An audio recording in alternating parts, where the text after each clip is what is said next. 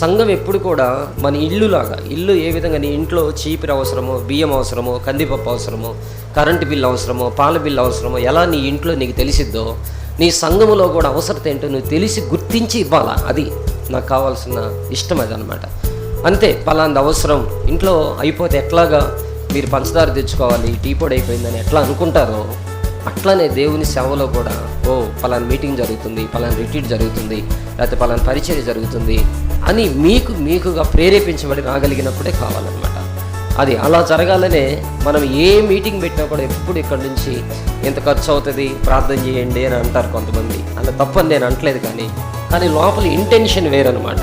ఇంత ఖర్చు అవుతుంది ప్రార్థన చేయండి అంటే అర్థం ఏంటి కదా. అందుకని ఆ మాట కూడా నేను అడగను, ఎప్పుడు కూడా చెప్పను సంఘంలో ఇంత ఖర్చు అవుతుంది ప్రార్థన చేయండి అని కూడా చెప్పను. ఎందుకు అనంటే సంఘం యొక్క విశ్వాసం అది గుర్తించగలిగి ఉంటారు. యేసయ్య ఏం కావాలో గుర్తించినట్టుగా మనకి ఆయన అన్నీ తెలుసుకున్నట్టుగా ఆయన మనసు కూడా తెలుసుకున్నటువంటి విశ్వాసిగా మార్టిన్ చర్చ్ ఎదగాలనేటువంటి ఉద్దేశం.